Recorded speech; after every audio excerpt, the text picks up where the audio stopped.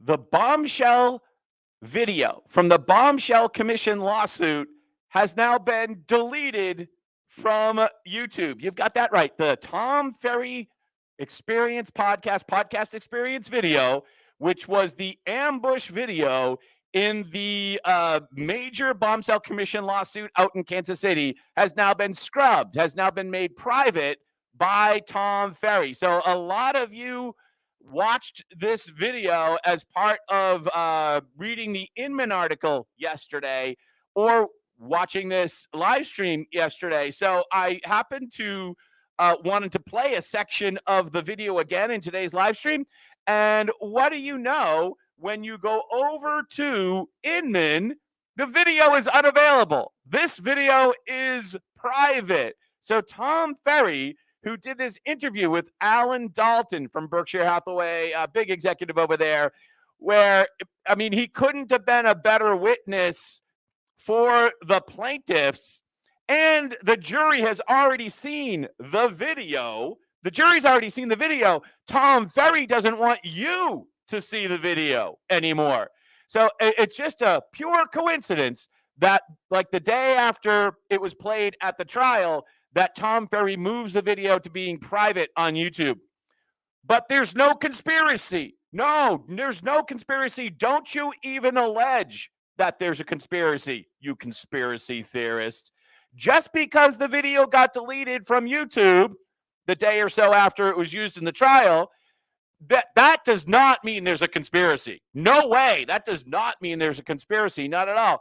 Tom Ferry just happens to be the number one coach in real estate. He'll tell you so much on his YouTube banner right there. You can't miss it. New videos every week. He's got 553,000 subscribers, which is just a little bit more than this channel, which gives me an opportunity, actually.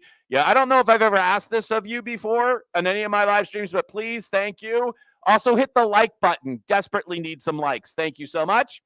But fortunately for you, because we covered this video in yesterday's live stream, even though Tom Ferry doesn't want you to see it, we still have it. We still have it.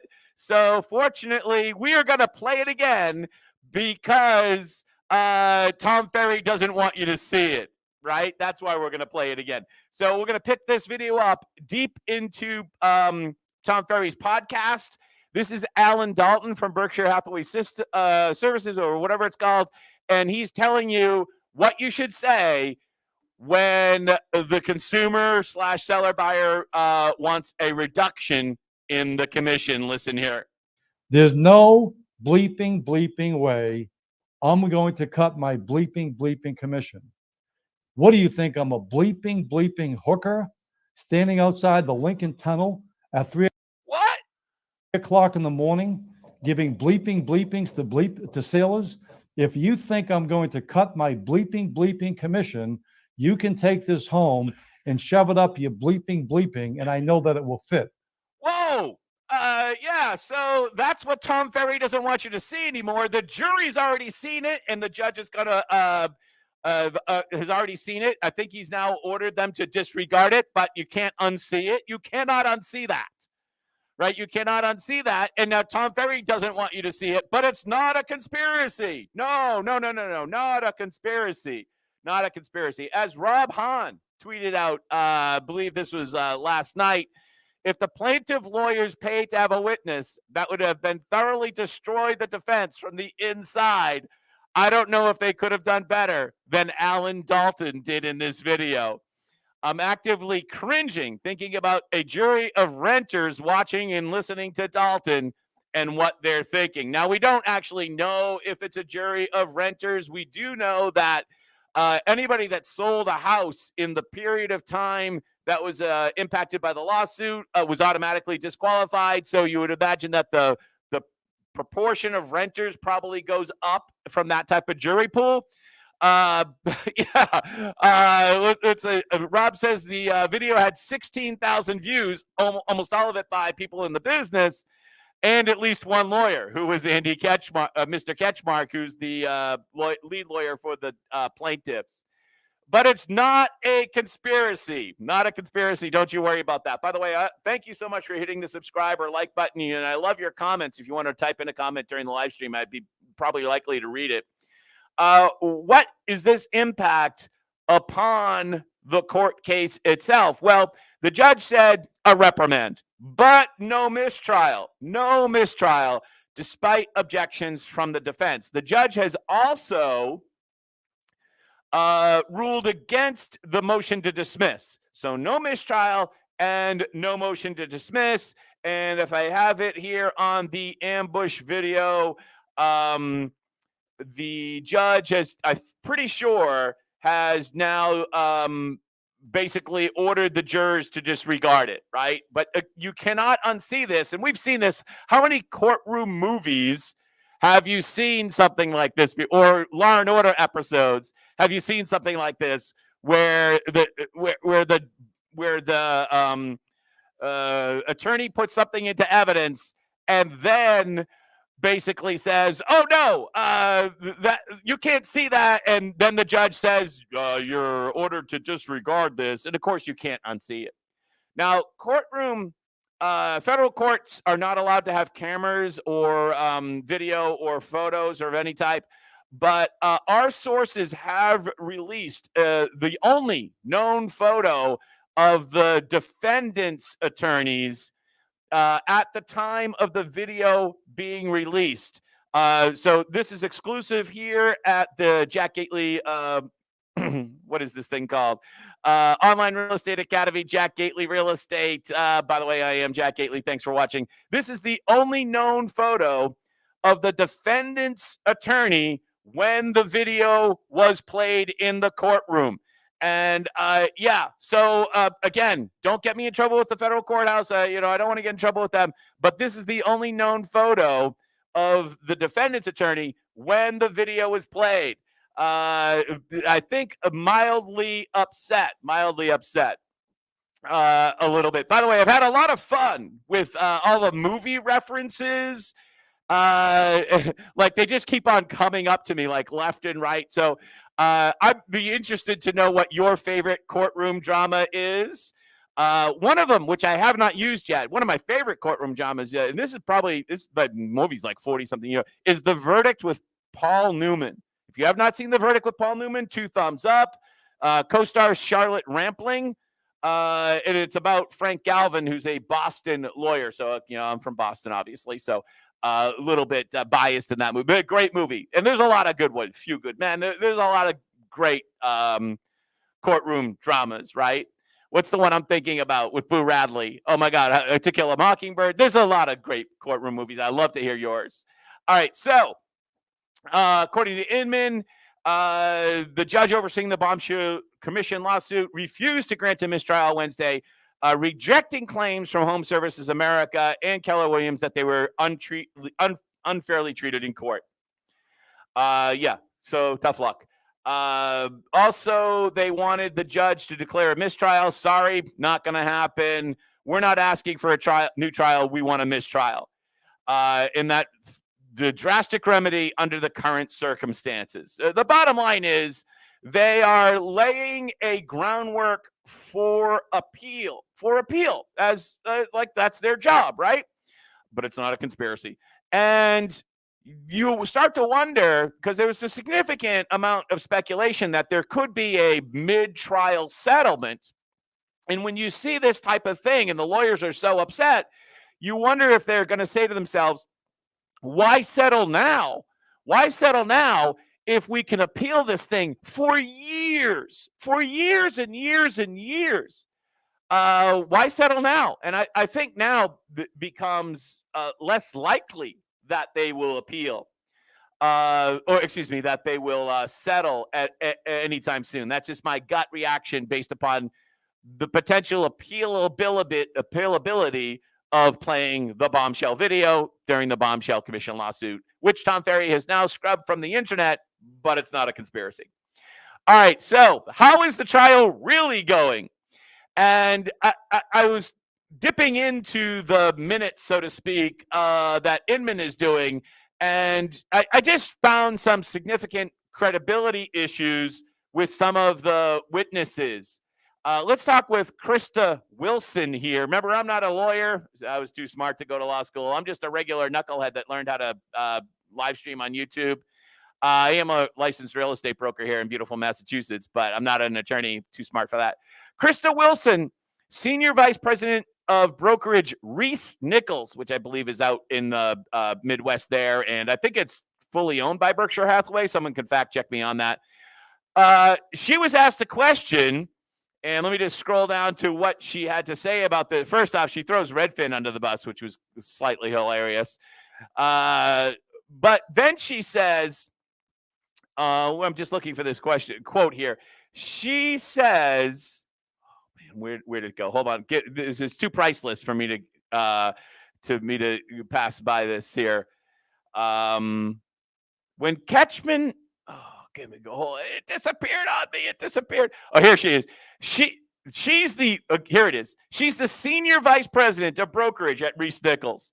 And she said that she had no opinion about the cooperative commission rule and whether or not it should be mandatory. She's the Senior Vice President at Reese Nichols, and she's got I don't have any opinion. I don't have any opinion. Are you? I just don't buy that. That's not going to be credible with the actual with the real jury. I don't think that's going to be credible. And there was another quote from another executive, and let me scroll down. And that executive was Gino Belfari. I think he's the CEO of Home Services of America, which is basically Berkshire Hathaway. I know, and actually part of the court case is how intertwined these companies are. And we're not going to go down that road, but some of these companies, some of the defendants' companies have the same executives, but we're not going to go down that road. But so Gino Belfari, he's the CEO of Home Services of America. He was asked about the cooperative commission rule, and he said, I quite frankly didn't know it was a rule. Really? He didn't know that the cooperative commission rule was a rule? And the other executive doesn't have an opinion? These are just not credible statements. They're not credible. Almost everybody in the business has an opinion on this. Almost everybody has an opinion. To say that you have no opinion, I didn't even know it was a rule. You're the CEO? I didn't even know it was a rule. Just not credible.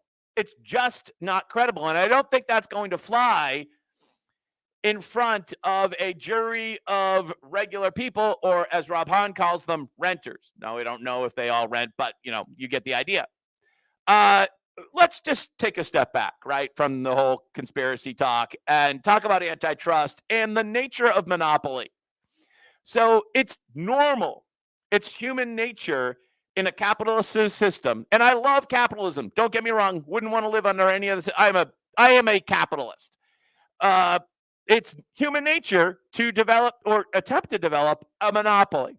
But every once in a while, like the progressive movement back in the early 1900s, championed by Teddy Roosevelt, every once in a while, you've got to shake the tree. Sometimes you got to chop the tree down and start over again. And that was what they attempted with Standard Oil because it had too much power.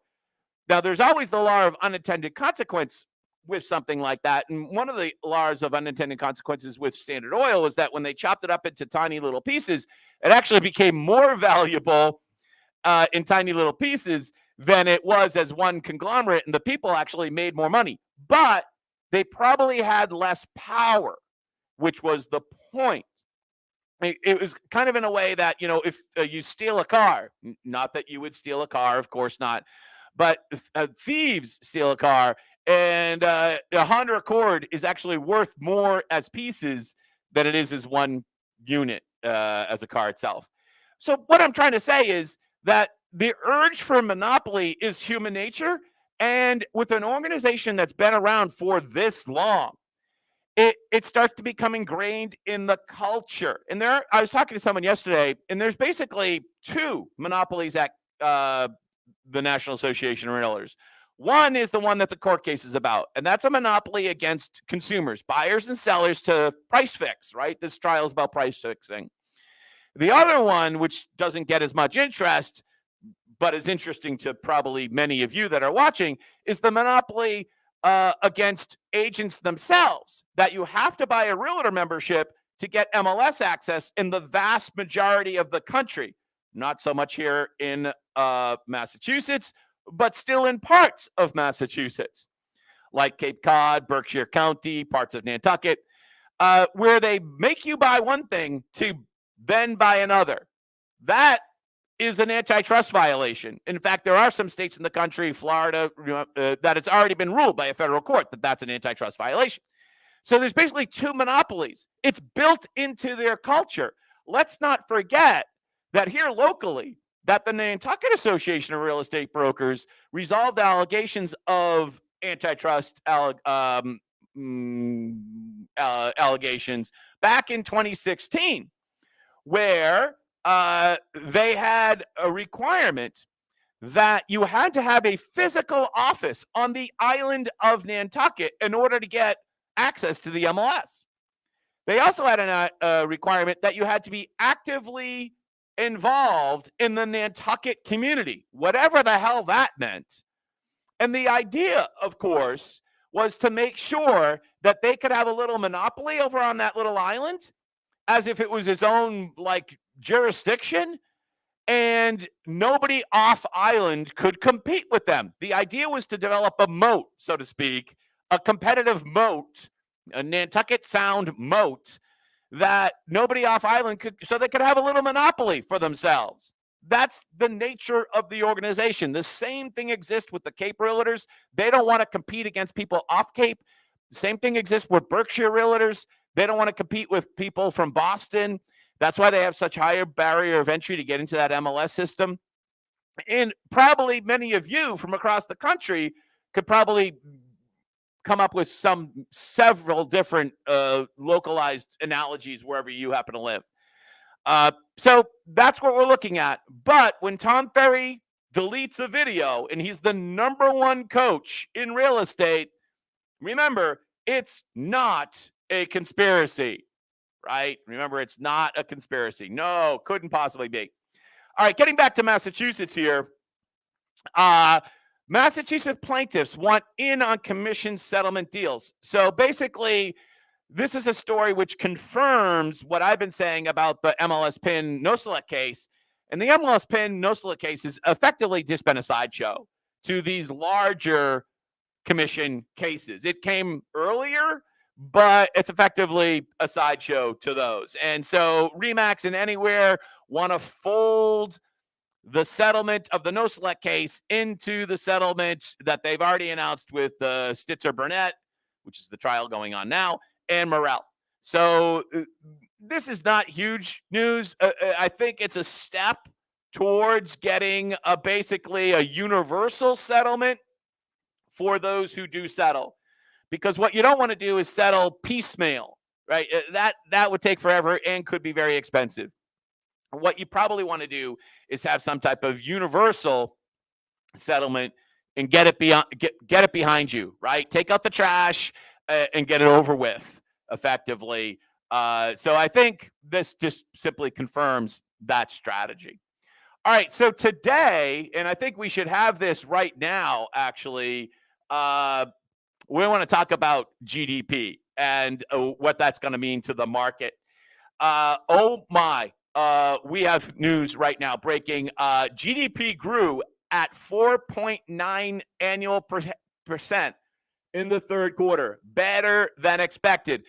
I think the expectation was 4.9. I saw some expectations at 4.3, but I did not think we were going to get. Last quarter, it was 2.1.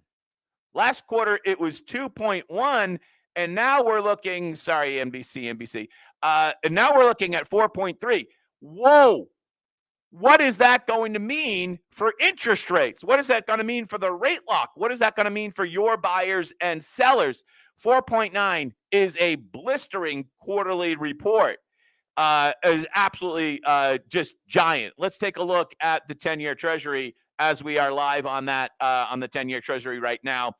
Well, look at that. We're knocking on the door once again of 4.9, almost 5. You know, it's going to 5. It's just a matter of time. I think there are probably some profits taken as they come out with the news, you know, buy the news, sell, whatever that phrase is. But after Ackerman dumped his shorts a couple of days ago, we've been kind of moving back up again. So 4.925 is the number on the Treasury as we watch at the moment. I'm going to see if I can bring that up.